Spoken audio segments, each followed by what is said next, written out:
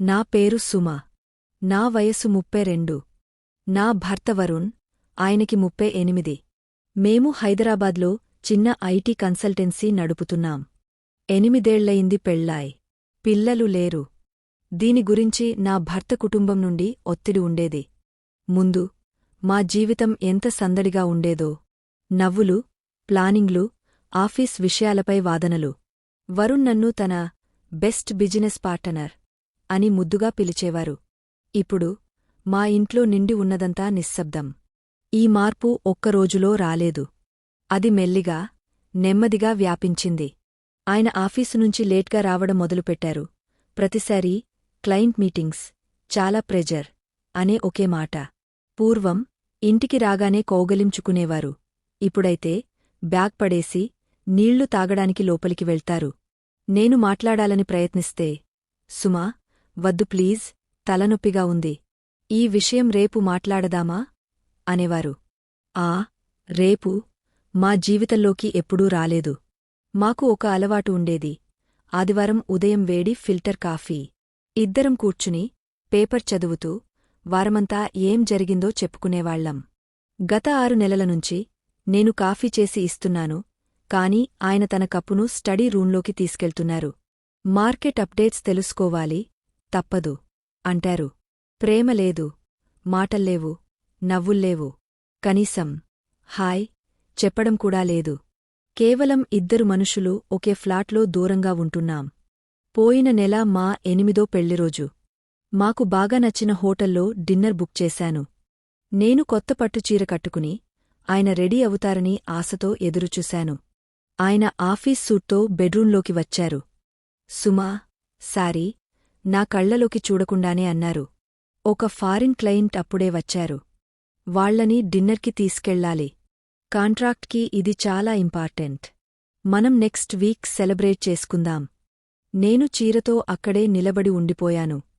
లోపల చాలా బాధగా అనిపించింది. నేను బలవంతంగా నవ్వి, పని ముఖ్యం కదా, సరేలే వరుణ్ అన్నాను. నేను కొన్న కేకును ఆ చీకటి గదిలో ఒంటరిగా తిన్నాను. ఆ తీపి కూడా వేదనగా అనిపించింది. నాకు చివరికి అర్థమైంది. సమస్య వర్క్ ప్రెజర్ కాదు. సమస్య ఏమిటంటే ఆయన నా వైపు చూడటం పూర్తిగా మానేశారు. ఒకరోజు ఆయన లేట్గా వస్తానని ఫోన్ చేశారు. నేను నిశ్చయించుకున్నాను, ఈరోజు ఎదురుచూస్తాను. గొడవ పడటానికి కాదు, కేవలం ఆయన్ని చూసి నా భర్త ఇంకా మిగిలి ఉన్నారా లేదా అని తెలుసుకోవడానికి. రాత్రి 11:30కి తలుపు తెరుచుకుంది. ఇంటికి వచ్చినందుకు ఆయన రిలాక్స్గా ఉన్నారు. కాని నేను హాల్లో ఉండటం చూసి ఆయనకు చిరాకు వచ్చింది. సుమా, ఇంకా ఎందుకు నిద్రపోలేదు? వెళ్ళు అని నన్ను దాటుకుని వెళ్లబోయారు. నేను లేచి నిలబడ్డాను. నా గొంతులో భావం లేదు, కోపం లేదు, ఒక రకమైన ఖాళీ. వరుణ్, ఈరోజు మీరు ఆఫీస్ బ్యాగ్ పెట్టినప్పుడు మీ ఫోన్ కింద పడింది. అది అన్లాక్లో ఉంది. ఒక కొత్త మెసేజ్ వచ్చింది. ఆయన ఒక్కసారిగా ఆగపోయారు. నావైపు వెనుకకు తిరిగి ఉన్నారు. ఆ సందేశం ఏమిటో నేను చెప్పాల్సిన అవసరం లేదు. ఆ మెసేజ్, డిన్నర్ బాగుందా మై లవ్, రేపు కలుద్దాం. ఆయన మెల్లిగా తిరిగారు. ఆయన మొహం పాలిపోయింది.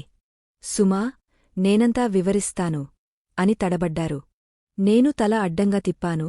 కళ్లలో నీళ్లు లేవు. వద్దు వరుణ్, వివరణ అవసరం లేదు. ఆ నిజం చాలా రోజులుగా ఈ ఇంట్లో నిశ్శబ్దంగా కనిపిస్తోంది. నేను ఆయనను దాటుకుని బెడ్రూంలోకి వెళ్లాను. నేను అరిచింది లేదు. ఏమీ పగలగట్టలేదు. నా ట్రాలీ బ్యాగ్ తీశాను. నా బట్టలు, ముఖ్యమైన డాక్యుమెంట్లు, నా బ్యాంక్ బుక్ సర్దేశాను. ఆయన తలుపు దగ్గర నిలబడి చూస్తున్నారు. ఏం చేస్తున్నావు? ఎక్కడికి వెళ్తున్నావు? ఇంత చిన్న విషయానికి ఇలా చేయకు. అది కేవలం టైంపాస్ అంతే. నేను ఆయన వైపు చూశాను. మీకు టైంపాస్ కావచ్చు, వరుణ్. కాని మీ ఆ మౌనం, చల్లబడిన కాఫీ, మర్చిపోయిన పెళ్లిరోజు, ఒక చిన్న హాయ్ కూడా చెప్పకపోవడం, అదంతా నా జీవితానికి చాలా అర్థాన్ని ఇచ్చింది. అదే నా దృష్టిలో నిజమైన మోసం. నేను బ్యాగ్ జిప్ వేశాను. ఇంతకుముందు ఎన్నో మధురమైన జ్ఞాపకాలతో నిండి ఉన్న ఆ గదిని చివరిసారి చూశాను. నేను మన బంధాన్ని వదిలి వెళ్లట్లేదు, ప్రశాంతంగా చెప్పాను. నేను నన్ను నేను కాపాడుకోవడానికి వెళ్తున్నాను. నేను నా సూట్కేస్ తీసుకున్నాను.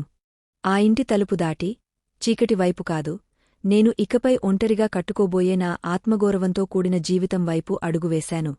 ఇది కేవలం కథ మాత్రమే కాదు, ఈ దేశంలో సగానికి పైగా ఆడవాళ్లు అనుభవిస్తున్న సమస్య. ఏం చేయాలో తెలియక ప్రతిరోజు నరకం చూస్తూ, వాళ్లలో వాళ్లు కుమిలిపోతూ, జీవచ్ఛవంలా బ్రతుకుతున్న ఆడవాళ్లెందరో.